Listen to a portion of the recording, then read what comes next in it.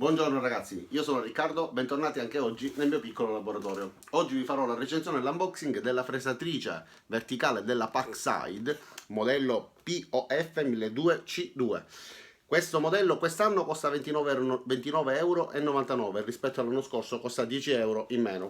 È una fresa destinata a lavorare il legno, io già ne ho un'altra un po' più grande di un altro marchio e questa più piccola mi interessa perché è più maneggevole, quindi voglio vedere come si comporta, oggi la recensirò con voi e vediamo se merita o meno. Apro la confezione e la testiamo subito.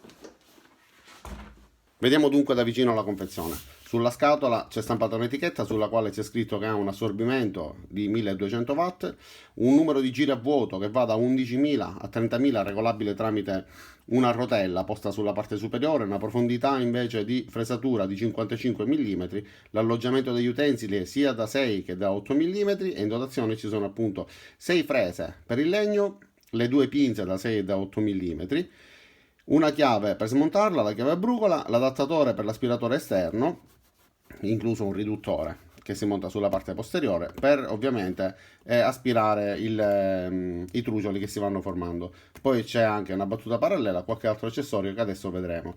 Il cavo è lungo ben 4 metri, quindi ci permette di lavorare serenamente, la garanzia di 3 anni e non ve l'ho detto all'inizio, questa la trovate sempre i primi di dicembre, quest'anno è il 6 dicembre, ma la troverete ogni anno i primi di dicembre. Quindi adesso apro la confezione tagliando i sigilli e vediamo il contenuto.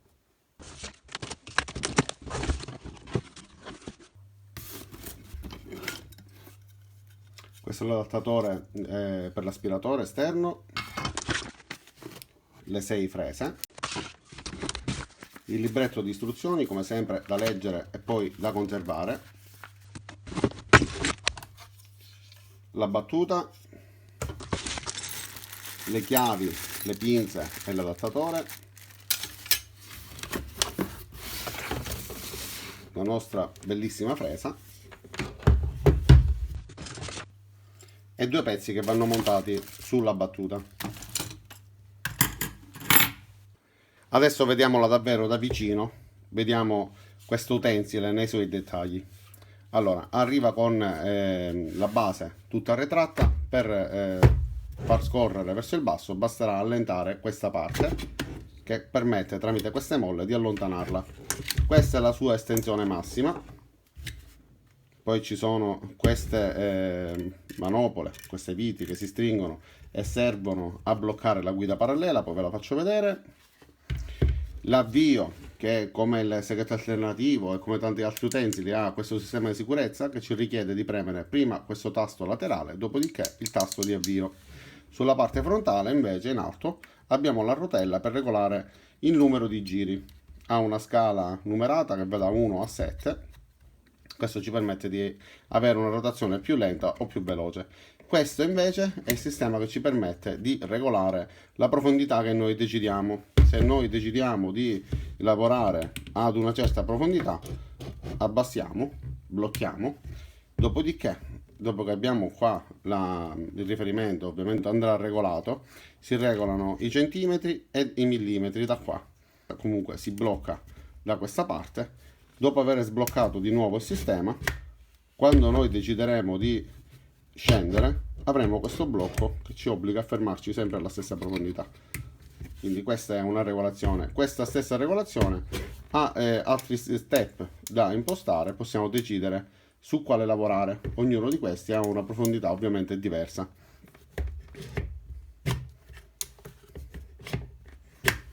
Va bene, adesso dopo aver fatto questa spiegazione rapida, collego l'alimentazione elettrica e l'accendo per la prima volta. Dopodiché continuiamo a studiarla assieme.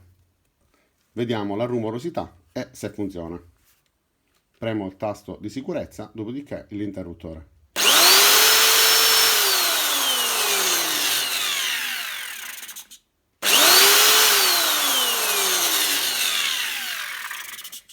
Ok, come avete visto parte a scatto, poi si ferma gradualmente. Questa era la massima velocità. Adesso mentre è poggiata, non essendoci alcun pericolo perché non c'è la presa montata, proverò a farvi vedere la differenza di rotazione dalla velocità 1 fino alla velocità 7.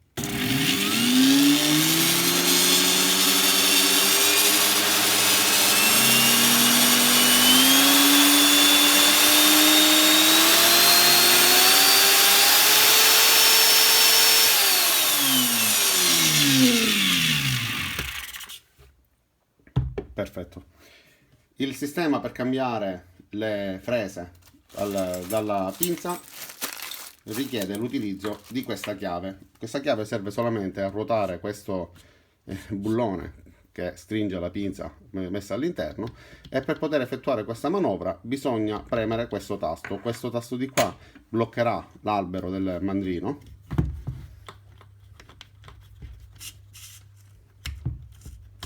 Ok, a un certo punto, ruotando questo alberino, vedrete che scenderà, si abbasserà questo interruttore, questo tasto. Ecco, in questo caso è bloccato, dopodiché possiamo intervenire sia svitando che avvitando per stringere la pinza.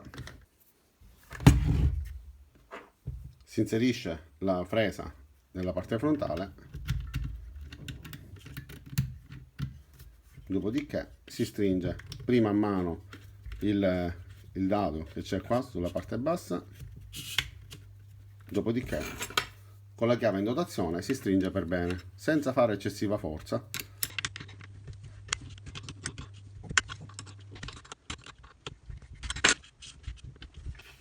Ok, così, in questo modo è già pronta per lavorare. Adesso la metterò direttamente alla prova. Siamo pronti quindi a fare questa fresatura su questo listello di abete. Prima monto l'accessorio per collegare l'aspirapolvere, dopodiché possiamo procedere. Ok, metto il tubo dell'aspirapolvere e iniziamo.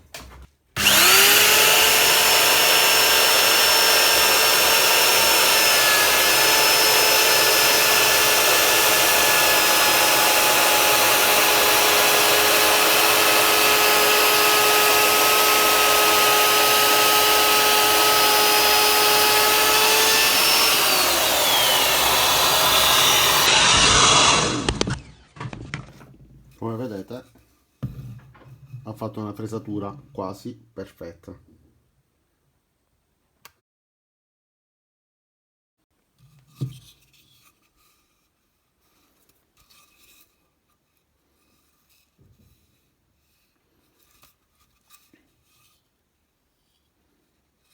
Ok, per dovere di cronaca vi devo ammettere che poco fa ho provato a fare la stessa tipo di fresatura, però ho sbagliato con la profondità e quindi sono andato un po' troppo giù. Però comunque lei aveva lavorato bene. Qua invece ho sollevato la profondità della fresa ed è andata molto molto meglio. Adesso, senza battuta parallela, proverò a fare una fresatura qua al centro di questo listello.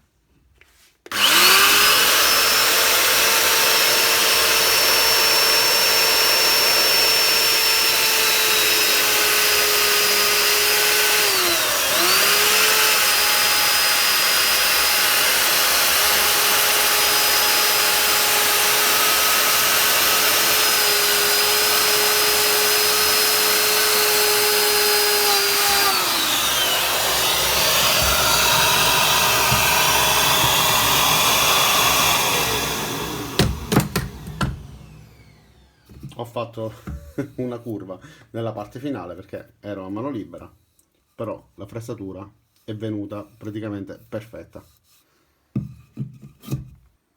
Per montare bene la battuta parallela dovremmo far entrare queste viti in questi fori. Praticamente si svita, si inserisce qua, dopodiché si avvita.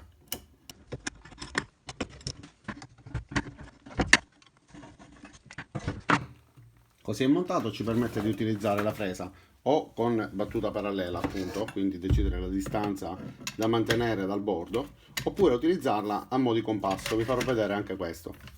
Questa è la posizione che dovrà avere, si svitano queste due viti, si fa scorrere al suo interno, dopodiché avvitandole tutte e due si decide la distanza, perché avvitandola blocchiamo lo scorrimento.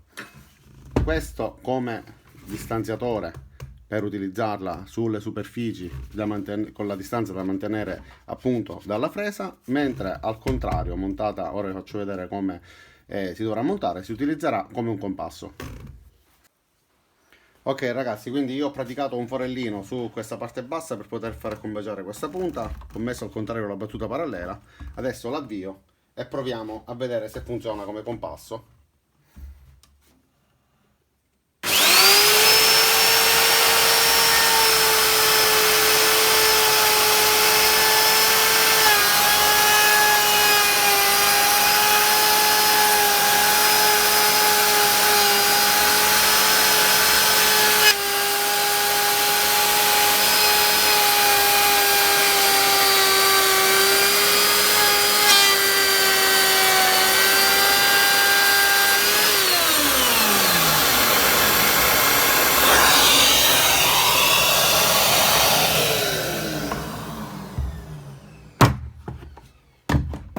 come vedete sul legno si è formato questa forma praticamente semicircolare. È una pedana che avevo creato tempo fa per sostenere delle cose e poi l'ho burgiacchiata lavorandoci sopra, e insomma questa era destinata a essere buttata nella spazzatura, quindi ne ho approfittato. Ok ragazzi, questa fresatrice per me va bene, io la promuovo, mi piace, è piccola e maneggevole. Io ne ho un'altra della Black & Decker che però, come potete vedere, è molto più grande e sinceramente con questa di qua ho una maneggevolezza molto superiore, è più facile da lavorare. Certamente avrà una qualità inferiore, però finora mi è sembrata lavorare bene. È perfettamente fredda, non si è riscaldata per niente. Oggi nei banconi della Lidl ce n'era una aperta, aveva la confezione aperta, e l'ho guardata esternamente, aveva le impugnature che si muovevano, quindi fate attenzione, controllate questo dettaglio quando arrivate a casa. Dopodiché nulla da ridire, anzi scusatemi, non è un problema, però comunque il sistema di blocco del mandrino, questo spindle lock, solitamente negli altri utensili lo chiamano così, su questo di qua non so perché quando stringi parecchio senza eccedere, però quando comunque si stringe con la necessaria forza questo dado scappa. Sicuramente è una fresa da 29 euro, sull'altra non mi succede. Su questa di qua ho notato questo dettaglio, anche la chiave in notazione che non so dove sia finita, forse l'ho già buttata, è scadente, scappa. Quindi utilizzate una chiave, utilizzate alla fine un'altra chiave di quelle che ho qua, che non sono nulla di che, però sono superiori a quelle. Quindi per un hobbista una cosa del genere che finora ha lavorato perfettamente, qua c'è la fresatura di poco fa, questa è la parte dove ho sbagliato, questa è la parte dove invece era impostata correttamente, per me è un lavoro che a me lascia soddisfatto, quindi io questa di qua personalmente dal mio punto di vista ve la consiglio.